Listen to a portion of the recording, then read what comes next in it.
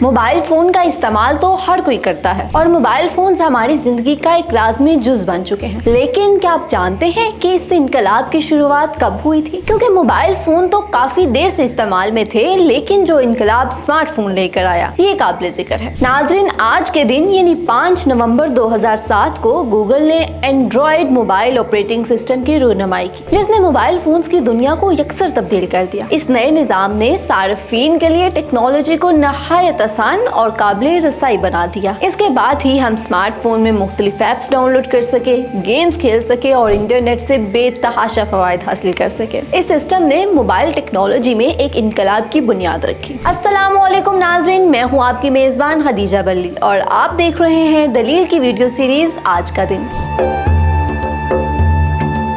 ناظرین، پاکستان کی پہلی خاتون وزیر اعظم بے نظیر بھٹو 1993 میں پہلی بار وزارت عظمیٰ کا عہدہ سنبھالتی ہیں۔ ملک میں بدعنوانی، اقتصادی مشکلات، عوامی مسائل اور بے شمار چیلنجز کا سامنا ہے۔ وہیں حکومت پر بدعنوانی کے الزامات عائد ہوتے ہیں اور ملک میں جمہوری عمل، فوجی مداخلت اور سیاسی جماعتوں کے درمیان باہمی چپکلش ملک کی سیاسی استحکام کو متاثر کر رہے ہیں۔ بے نظیر بھٹو کی حکومت پر الزام عائد کیا گیا کہ وہ ملک کی معاشی بہتری اور عوامی مسائل کے حل میں ناکام رہی ہیں، جس کی وجہ سے عوام کی امیدیں ٹوٹی۔ ناظرین، صدر فاروق لغاری جو خود ایک سیاسی رہنما تھے اور بے نظیر بھٹو کے حامی سمجھے جاتے تھے، انہوں نے جب یہ محسوس کیا کہ حکومت عوامی اعتماد کھو چکی ہے اور ملک کی معیشت کی صورتحال بگڑ رہی ہے، تو انہوں نے فیصلہ کیا کہ اب مزید اس حکومت کو چلنا ممکن نہیں۔ 5 نومبر 1996 کو پاکستانی صدر فاروق لغاری نے وزیر اعظم بے نظیر بھٹو کی حکومت کو برطرف کر دیا اور قومی اسمبلی کو تحلیل کر دیا۔ یہ واقعہ پاکستانی سیاست میں ایک اہم موڑ ثابت ہوا، جس کے نتیجے میں عوامی سطح پر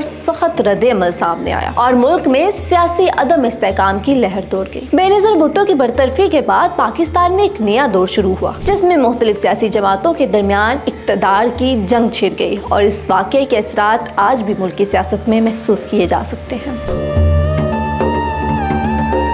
ناظرین، پانی پت کی دوسری جنگ جو خیموں کی فوج اور مغلوں کے درمیان ہوئی، خیموں ایک طاقتور افسر تھا، اس نے اپنی فوج کے ساتھ مغل سلطنت کے خلاف بغاوت کی۔ یہ وہ وقت تھا جب اکبر اپنے والد کی جگہ اقتدار سنبھالنے کی کوشش کر رہا تھا۔ خیموں کی بڑھتی ہوئی طاقت نے مغل سلطنت کے لیے خطرہ پیدا کر دیا۔ بیرم خان جو اکبر کے والد کے قریبی ساتھی اور فوجی کمانڈر تھے، انہوں نے خیموں کے خلاف ایک مضبوط فوج تیار کی۔ خیموں کی فوج میں عدم استحکام اور بے یقینی کا شکار ہونے کی وجہ سے مغل افواج نے 5 نومبر 1556 کو اپنی حکمت عملی کے تحت دشمن کی کمزوریوں کا بھرپور فائدہ اٹھایا اور ان کو فیصلہ کن طور پر شکست دی۔ اس جنگ میں مغلوں کی فتح نے ہند میں مغلیہ سلطنت کی بنیاد کو مضبوط کیا اور مغل حکمرانوں کو استحکام دیا۔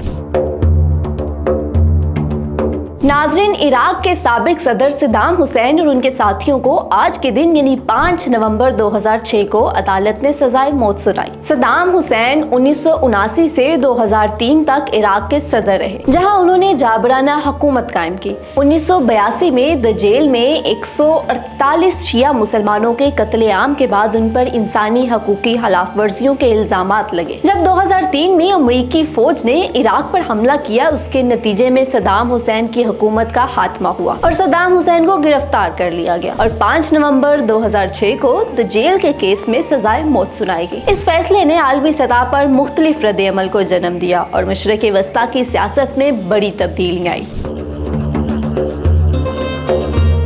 5 نومبر 1914 کو پہلی جنگ عظیم کے دوران برطانیہ اور فرانس نے ترکی کے خلاف جنگ کا اعلان کیا۔ اس اعلان نے جنگ کا دائرہ کار وسیع کر دیا اور ترکی کی شکست کے بعد سلطنت عثمانیہ میں زوال کے آثار مزید نمایاں ہو گئے۔ اس واقعے نے عالمی سیاست میں بڑی تبدیلیاں لائی۔ سونامی، آپ نے یہ لفظ تو یقیناً سنا ہوگا، لیکن کیا آپ جانتے ہیں کہ سونامی کیا تباہی لا سکتا ہے؟ اگر سونامی آ جائے تو بستیاں کی بستیاں اجڑ جاتی ہیں، شہر ملیا میٹ ہو جاتے ہیں، سمندر جب بپھر جائے تو اسے روکنا ناممکن ہو جاتا ہے۔ ناظرین، آج دنیا بھر میں سونامی آگاہی کا عالمی دن منایا جا رہا ہے، جس کا مقصد لوگوں میں سونامی جیسے قدرتی آفات سے بچاؤ کے لیے شعور پیدا کرنا اور ہنگامی اقدامات پر زور دینا ہے۔ حکومتیں اور عالمی تنظیمیں سونامی سے بچاؤ کے لیے حفاظتی اقدامات اور ایمرجنسی تیاریوں کے ذریعے قیمتی جانوں کے تحفظ کو یقینی بنانے کی کوشش کرتی ہیں۔ नाज़रीन, पाकिस्तान में तो बच्चा बच्चा क्रिकेट का शौकीन नजर आता है, और अगर कोई क्रिकेट का शौकीन नहीं तो भी पाक भारत क्रिकेट मैच और उनके खिलाड़ियों के बारे में तो जरूर मालूमात होती है। दोस्तों, आज भारतीय क्रिकेट के अजीम खिलाड़ी विराट कोहली की सालगिरह है। विराट कोहली 5 नवंबर 1988 को पैदा हुए। कोहली ने अपनी उम्दा बैटिंग और कायदाना सलाहियतों से बैनुल-अक़वामी क्रिकेट में अपना लोहा मनवाया और क्रिकेट शायकीन के दिलों में एक खास मुकाम पैदा किया। नाज़रीन, ये थे आज के दिन के अहम वाक़यात। मज़ीद मालूमात के साथ मुलाकात होगी कल की किस्त में। जुड़े रहिए दलील के साथ।